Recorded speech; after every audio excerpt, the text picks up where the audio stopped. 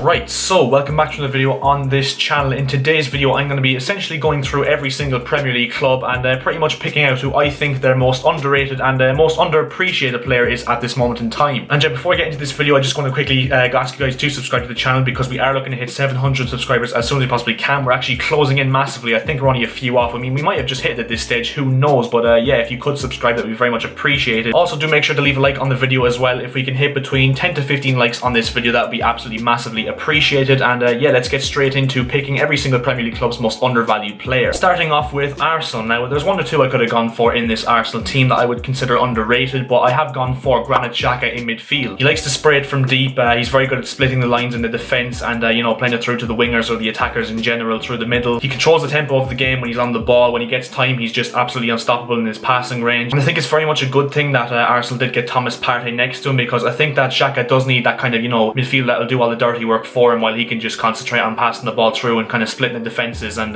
yeah, I think Granit Xhaka is very much an underrated player at Arsenal. Next up we have Aston Villa, and I've gone for Douglas Luiz. Now, there's a few I could have gone for Aston Villa as well. Of course, they are on very good form at the moment, but overall I feel like Douglas Luiz is very much overlooked in this Villa team, which is stacked in quality. He does all the dirty work very well for the attackers like, you know, Barkley, Grealish, Watkins, etc., that can do the attacking work and obviously flourish in those areas. He's a very good reader of the game. He's very good in the ball, and the one thing I really like about Douglas Luiz, I think he's very consistent. He very rarely has a bad game. He's always like a 7 out of 10 in every game Aston Villa play, and I think he's very important to the way this Aston Villa team do play, and yeah, I think he's very much underrated. Moving on to Brighton now, and one that'll probably shock a lot of you because he very much goes under the radar by pretty much everybody, and that is Steven Alzate, the midfielder. Now, you will come to realise in this video that I do like a midfielder, but yeah, Alzate is very much good in the ball. He's very relaxed in the ball. He gets into good positions. He likes to roam forward. He's always looking to progressively pass the ball, and the thing I really like about Alzate is he's extremely versatile. I mean, since he's joined Brighton, or since he come up through the academy at Brighton, he's played in multiple of different positions. I think he's played both wing-back positions, also on the wing as well, and he's played a lot of roles in midfield as well. So yeah, he's very much a useful player for Graham Potter. And yeah, overall I really do like Alzate, and every time I've seen him play, he's been very good. So correct me if I'm wrong there, Brighton fans, because for some reason he seems to not be getting as much game time anymore, but I very much think he's underrated. Moving on to Burnley now, and to be honest, there's not really a lot of underrated players at Burnley, if I'm being completely honest, but the one I would say is probably the most underrated at this moment in time is Chris Wood. Yes, he hasn't had the best start to the season, but I think he's a very underrated goal scorer. I mean, he got 14 goals in the Premier League last season for Burnley, which is quite an achievement considering he's playing for Burnley. I mean, no disrespect. He's a very physical presence. You know, he's an absolute nuisance for defenders, because if you're asking a defender who they want to come up against, Chris Wood will not be one of the names they will say, simply because, you know, he's such a physical presence. He's able to contest for the long balls. He wins most of them. He's able to knock them down to the likes of, you know, Ashley Barnes, Jay Rodriguez, or Mate Vidra, whoever's playing alongside him. And I think he's an absolute dream striker for Sean Dyche to have, because of course he does exactly what it says in the tin. He does exactly what Sean Dyche wants him to do in that system. Now we have my club, Chelsea. Now for me there's only one answer here, and that is Mason Mount, a player who was heavily disrespected by pretty much the entire fan base and rival fans as well. First of all, his pressing is just absolutely second to none. He's probably one of the best in the league in terms of like the high press. He's constantly on defenders' cases trying to win the ball back from high up the pitch, and not only that as well, he's very good in the ball. He has a very good record in terms of goal contributions. He loves a goal, he loves an assist, and overall I don't see how Chelsea fans can't rate this guy, because, you know, all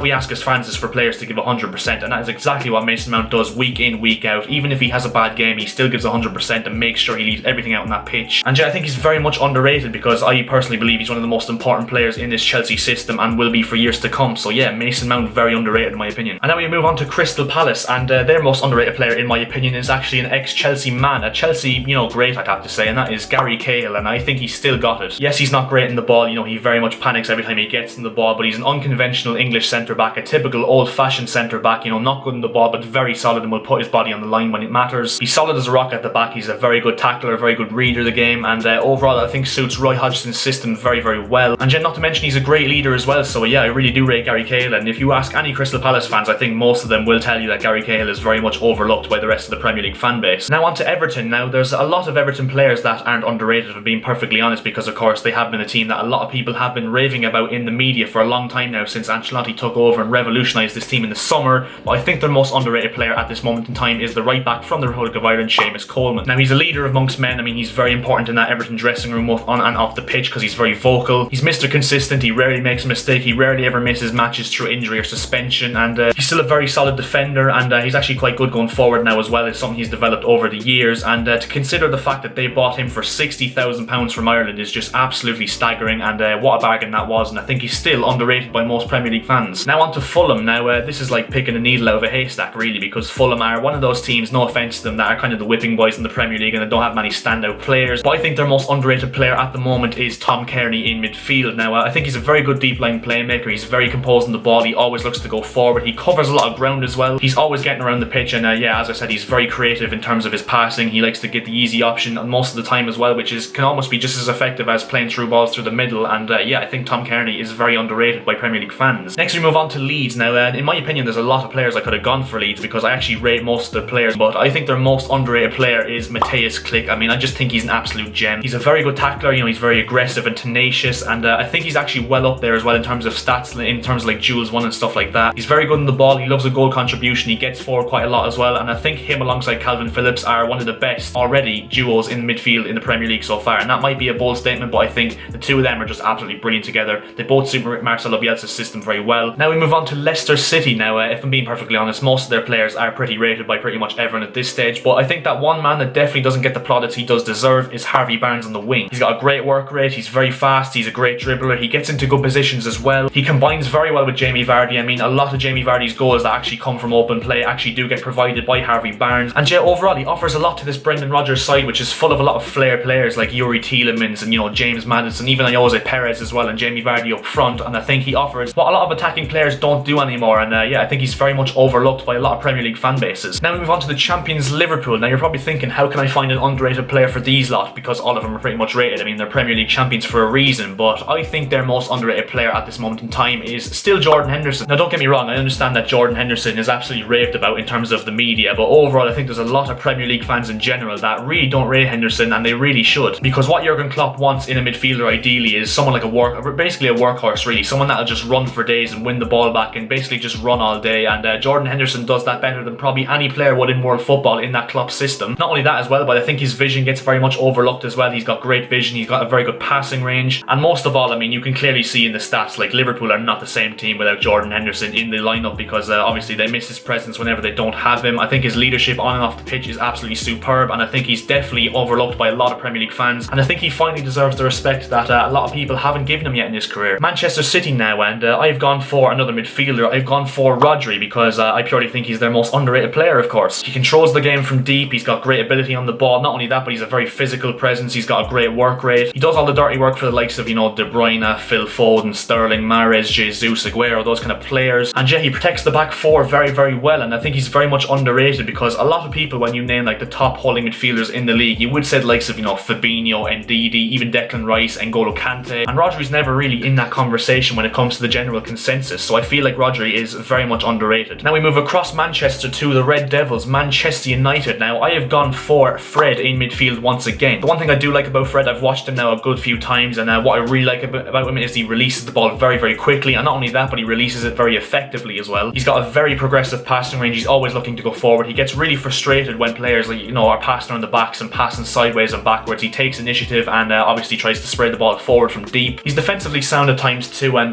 yeah, I think he's very good in the ball. He's a very good deep line playmaker, as I mentioned, for the likes of Granit Xhaka, and I think he's very much underrated, and if I was managing this Manchester United team, he'd be one of the first names on the team sheet. Now on to Newcastle, and we've got yet another midfielder. Now I know a lot of you guys are probably thinking I'm taking the piss because I've got so many midfielders in this list, but I have to say I really do like a good midfielder, and to be honest, I think most of them are overlooked. Isaac Hayden came from Arsenal when he was younger, and I think in this Steve Bruce system he's absolutely perfect, because, you know, he's very gritty, he's got a very nasty side to him, he's a good leader of the game, he's a great tackler. Overall, everything that Steve Bruce wants in a Newcastle holding midfielder. He's actually quite decent on the ball as well. I mean, you don't play for Arsenal under Arsene Wenger and don't be half decent on the ball. But yeah, overall I think I really do like Isaac Hayden. He gives absolutely everything to this Newcastle team. He's the perfect holding midfielder for a Steve Bruce team, as I said, and yeah, I think he's very much underrated. Now on to Sheffield United, and we don't have a midfielder for this one. We have a centre back, and that is Jack O'Connell. Now Jack O'Connell's a very good out and out defender. He's also quite good at going forward as well, which is obviously needed nowadays in this Sheffield United style of play. And now that he's gone with injury, I think he's injured to the end of the season, which is very sad to see, but now that he's gone injured, you're really seeing how important he is in this Sheffield United team, alongside the likes of John Egan and Chris Basham in that back three. And yeah, overall a very solid defender out and out, and I think Jack O'Connell is very much an underrated player for Sheffield United, purely because, I mean, they're clearly missing his impact now that he's injured. Now on to Southampton. Now I know a lot of you are probably screaming at me to go for James Ward-Prowse, but I think he's fairly highly rated now, especially after those free kicks he scored against Aston Villa 2 weeks ago. So I've gone for Kyle Walker Peters. Now I think he's a very much underrated fullback. He's the perfect modern day fullback because he's very good going forward as well as being solid defensively as well. He's a very athletic fullback, he's very pacey, he's got good stamina to him as well. And I think he perfectly suits this Ralph Hasenhüttl system of a high press because obviously, as I said, he's very good going forward, he's very pacey, he's got a good work rate to him as well, and overall I think he's very much underrated. Now we move on to Tottenham. Now there's a few I could have gone for in this video because, believe it or not, I actually do think Spurs have quite a few underrated players, but the main one that I just can't hold back in my praise from is Pierre-Emile Højbjerg in midfield. He's exactly what Jose Mourinho wants in a midfielder. You know, he's a great tackler, he's a great reader of the game, he gets around the pitch a lot, he's got a very good engine, he's very composed on the ball, you know, he sprays it forward, he's very comfortable in the ball. I think I really just can't hold back in my praise for Højbjerg. I think he's a very much underrated player, and in my personal opinion, the most underrated player in the Premier League, and yes, I did say that. So yeah, I'm a very big fan of Pierre-Emile Højbjerg, and I think he adds absolutely,